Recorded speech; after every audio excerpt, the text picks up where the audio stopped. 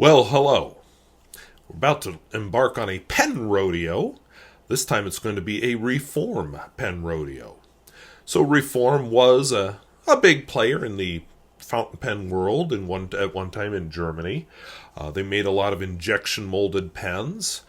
They never rose to the heights of I don't know, even a Kaweco or a Pelikan or a Mont Blanc, but they did all right. And as you search the vintage world, you can find a lot of reform pens at very reasonable prices.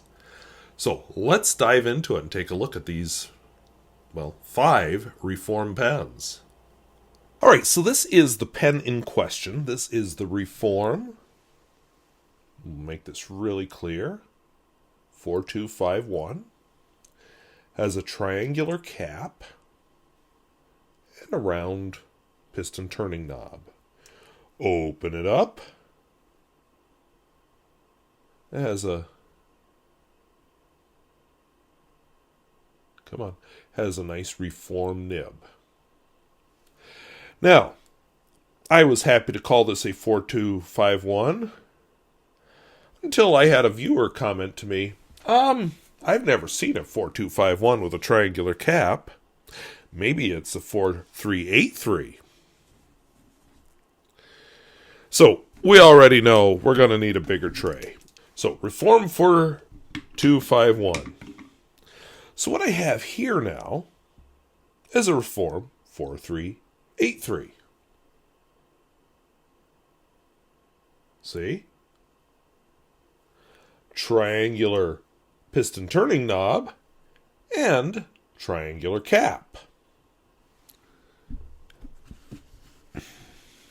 Don't worry, we'll look at some details next. Boy, they sure look a lot alike other than that. So then I got to thinking, those numbers sound familiar? Turns out, I did a video. Oh, good gravy. That autofocus sucked. I did a video years ago on a Reform 4251. Here it is. Round piston turning knob. Round cap.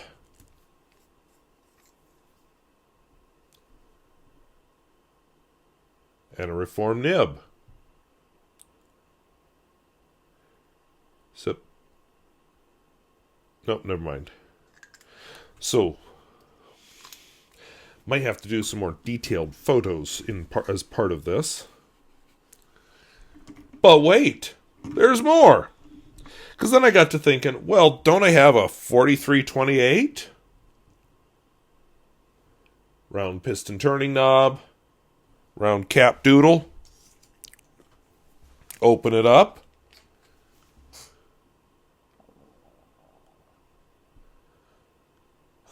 Bach nib. Actually, it turns out all these nibs are Bach nibs. All right. Well, now what? Well, just for fun, I have a Reform 6488. Round. Whoopsie! We have a semi-hooded nib or intarsia nib or something like that. And the sticker is basically unreadable. So what's going on here? Well, first, let's zoom in.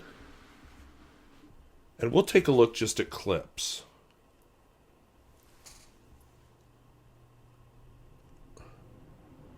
All right, so the 4251 and the 4383 have the same clip. We got the fancy little leaf doodle up top and the widening clip. This 4251, the red one, no, we got a very plain, narrow, tapering clip. And then the 4383 and the 6488, whoops, we have a different clip design. And hey, I just happened to notice my a troubled pen over here. This is a Reform 4000. Slightly different beast because this one's rounded at each end. And there is a clip problem, which I haven't figured out how to fix yet. So we're not going to muddy the waters by throwing that in there. But very similar clips. Oh, what about nibs?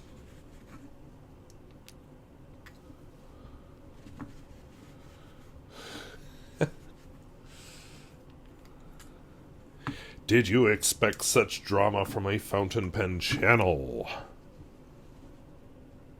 No? Alrighty then. So we have reform nib, reform nib, reform nib. They look basically the same to me. Maybe not pushed in as far or something. Bach nib and who knows. Okay, I looked at it through my loop.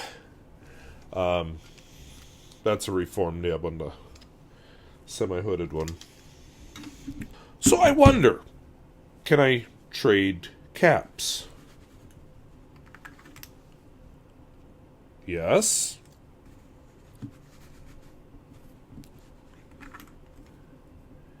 Yes. We know it fits on this one, so I'm not going to bother. Yes. And? Why, yes. So, I contacted Protopens, and I have a whole story about that when I get back to my face. But, let me give you a bit of the story, and then we'll do some writing. So the person in my comments suggested that maybe we got two different pieces of pen here with this gray one. So I contacted Protopens. What they said is, no, that's unlikely. We're pretty careful. I guess it could happen, but you know. But they said the 4251, this one and this one, is not in their database.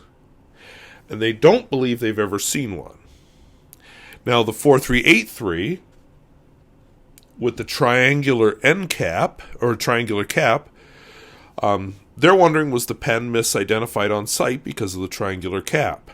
Now, the photo on their website that I used to buy it was triangular at both ends. Be clear on that. And, as it turns out, my order was for a Reform 4383. I didn't get a Reform 4383. And I'd kind of forgotten I owned a Reform 4383. So I was a little mystified. Now, a couple of the other things that they mentioned. Reform was a good company. They had a lot of sales, but they didn't have the resources of a company like Pelican or Montblanc for research and development or for making new models. So, they point out that the 4328 and the 4383, these two, have the same barrel. They have the same nib section. The 6488, yeah, it has a hooded nib section, but it's otherwise the 4328, this pen. Nope, sorry, this pen. So, the models were not engraved. They just got stickers, as you see on 3 of these. They're very similar. And you can, as you saw, interchange parts. And there was no public record of parts kept. Just, to make it fun. One source that Protopens has, and they're very unique in this, and this is not, real common. They're just lucky. They have a folder, so a pen folder of Reform pens from a salesman in the 1980s, and it contains models from the 1960s onward with original stickers. They sent me a photo of it, but I wasn't sure if I'm allowed to share it, so I am not going to do so. But they said, we're not putting this folder on sale. And that's what they used to identify a lot of their Reform pens, because, I found in researching this, I couldn't find a reputable source, like I can with Parker or Schaefer to identify these pen models. So we're kind of flying blind the way I do with my Sailor pens. Or sorry, not Sailor, Senator pens. And the other thing that they noted, this one has the Bach nib. All of them are Bach nibs. What they suggested at ProtoPens is that maybe they ran out of the branded nibs sometimes and, had to substitute just generic Bach nibs. Which is fine. I have discovered I really like Bach nibs, these vintage ones. So, we're going to do a little bit of writing. We'll compare them as best we can. I'm not going to do a full writing sample, but we'll do the black and red journal. I have the same ink in all of them, so we can compare. This with my new and improved white balance settings. Yeah. So, of course, against the white here, this looks more black. But this is the gray pen with the triangular end. So this is my, we'll call it gray just so we can differentiate.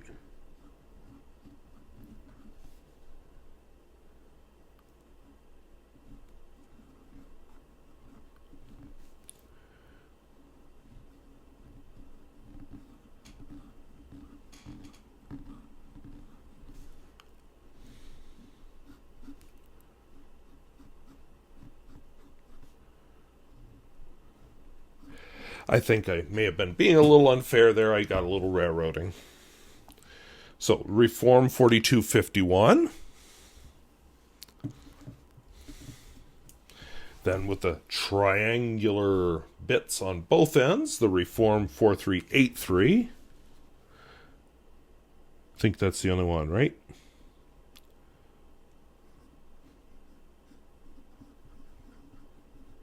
So when I made my remark about the Reform nibs not being quite as good, this is what I was basing it on. I do notice that the nib is a little further out of the pen than the others. So I think it could be a seating issue, and maybe if I play around with the seating of the feed and the nib, I might get a better pen out of this. But anyway.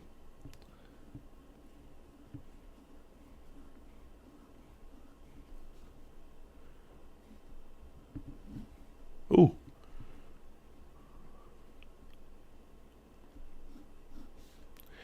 We're not doing the Pierre Gustafson test here, thank goodness, because that would have just failed it. These have also been sitting here a bit too long. And I think that one may not have been cleaned the best. Awkward. Now we're going to do the red 4251.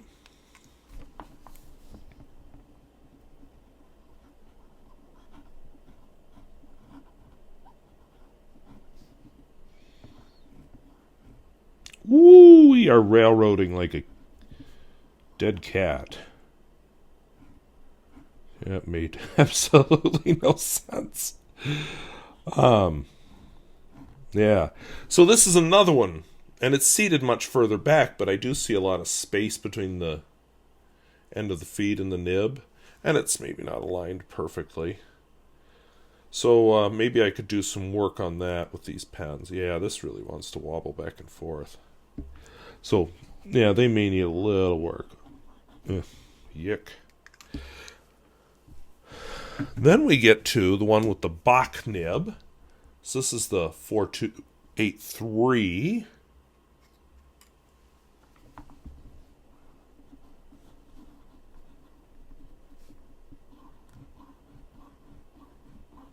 You can see I'm even writing faster there. This is the pen that first made me fall in love with the vintage Bach nibs. I mean, that's amazing. No railroading, no nothing.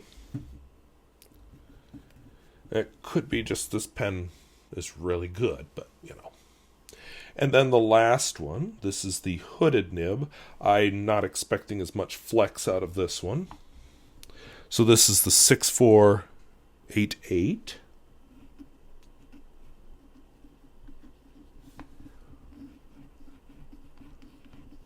Yeah, I didn't expect as much flex and didn't get it.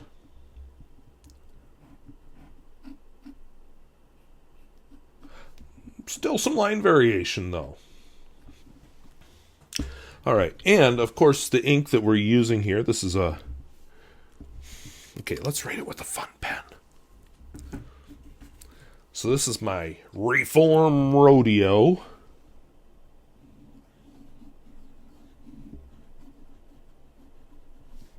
Yeah!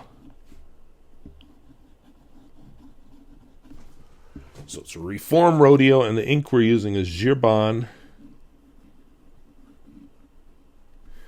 Blue Myosotis.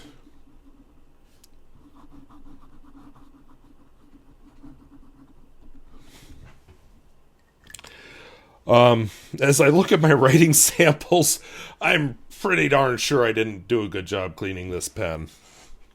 And my pen hygiene is not always the best.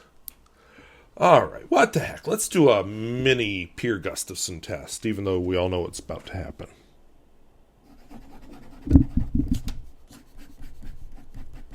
Okay, that one passed, but it got a little break when I caught my nib on the edge of the paper there, so that may have an unfair advantage.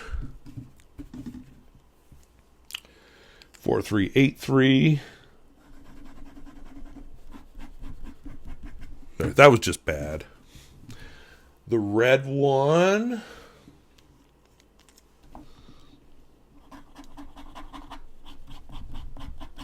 Yeah, that was not good. The 4283.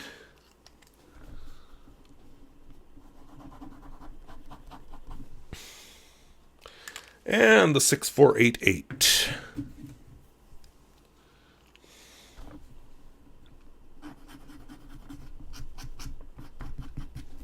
It's the scratchiest of the bunch. I feel like if I maybe looked at the nib... Oh, yeah. Even with my naked eye, I can see that the tines aren't quite perfectly aligned. But anyway, my worst one is the 4383. The red one is pretty bad. The 4283 is by far the best. The 6488, if I fix the nib, I think would be a dandy writer. And the gray one's okay. And maybe I could do a better job cleaning this time with this pen. Because that's hardly even blue. So, anyway, that is my little Reform Rodeo of a obscure corner of the fountain pen world. So let's come back for some final comments. So that was a 5 different Reform pens, 2 bearing the same model number, and a couple other models. So when I ordered the gray pen, which is the newest one in my collection, I ordered on ProtoPens a Reform 4383. That's what it was sold by. That's what my purchase order says. That's what... I saw a picture of a pen with a triangular cap and a triangular piston turning knob. So, okay, grand. There were some issues with the order, so it ended up not getting filled for months. We won't go there. That was a totally separate issue, had nothing to do with the pen. I'm not sure what will happen, but ProtoPens made it right. But what was interesting is by that time, I had kind of forgotten exactly what I'd ordered. I knew I'd ordered a triangular pen that was gray, and I'd ordered a pen I'm still trying to figure out, which will surprise you with one of these days. And I'd ordered a couple repair parts. But the details, I was sort of fuzzy on them by that point. So I'm like, okay, grand, the pen has come. And did my video and everything. I did the writing sample, and then I did the actual talking part months later. So it had been probably half a year or more since I'd ordered the pen when I finally did the talking part. Totally forgot the model. I forgot what I'd ordered. I just knew it was gray and had a triangular end on it. I remember expressing a little disappointment in the video that, I wish both ends were triangular, but oh well. Well, I have comments on my YouTube videos, and somebody commented that, well, the 4251 was round at both ends, and the 4383 is the one that's triangular at both ends. So I think you got yourself a 4383 there, combined with a 4251, and they just happen to mix the parts together. I was like, no. So I did a little research. I can't find an example of a 4251 with a triangular cap or triangular anything. Doesn't mean it's not out there, but I couldn't find one. So I didn't want to just make this video, so I reached out to Proto Pens and asked them what was going on, and I relayed most of that story in my while we were looking at the pens. But the short version is they don't think that somebody just said, well, grab one of these, snork them together. They don't think that's what happened. But what they do say is Reform didn't have the resources, so often their changes were small and incremental, because they couldn't do whole new pen models the way other manufacturers could. As you saw, these parts all fit together well. So yeah, they were doing a lot of using very similar pen parts, and okay, let's do just a new cap. So that's Proto Pen's thought on this, but they don't know. And these companies like Reform and Senator, and a couple other the vintage pen makers, you can't find good resources about the models that were made. The companies weren't thinking of history at the time. They're just like, let's release a pen. Let's make a change here. And it's only years later with us that are still using these pens, sometimes decades after they were made, that people are starting to say, I wonder what that was. Now, Reform didn't care as much back then as we do now. So it's probably going to be a little bit of a mystery forever. I will say of the pens, and I said this in my video, and I know Proto Pens has told me, well, they used Bach nibs. Okay, I can believe it, because Bach was kind of like the Yovo of the time, and they still are kind of the Yovo, because they both make nibs for a lot of different companies with a lot of different branding stamped on them. So I have my pens that were stamped with Reform just were not as good as the one with the Bach nib. And I've always had good luck with the pens stamped with the Bach logo. Now, that could be luck. It could be my small sample set. I don't know. But that's why I always felt like the Reform nibs just weren't as good. Now, okay, it turns out they're Bach nibs. Why aren't they as good? Don't know. I may have to play with how the feed and nib are inserted. I definitely now think I need to do a little nib straightening on that semi-hooded nib. That's pretty easy, and I actually have a video on it on the channel. You can use your fingernail a lot of times to do that kind of work. But it's part of that fun of collecting vintage pens, and sometimes you have to admit defeat when you're working with vintage, and you just have to say, don't know. And I'm at a dunno with this 4251. So if you know of a resource for Reform pens or any other brand, let us know down in the comments, because I'd sure love to know. Proto Pens might even be interested in knowing. So on the whole, I'm happy with the pen. I'm happy with all these Reform pens. They are those slim black vintage pens I like. I happen to like the 4283 the best out of this group, but they're all good pens. Don't do Pierre Gustafson style tests with them, and you'll be perfectly happy with them. If you're trying to do massive flexing, they don't all do that. They can, physically they can, but apparently the ink flow just isn't going to keep up. So, I hope that was interesting. I love doing these vintage pens that nobody else does, because where else are you going to find a video like this? So I had fun, and I hope you did too. So thank you for watching. We'll talk to you later. Bye-bye.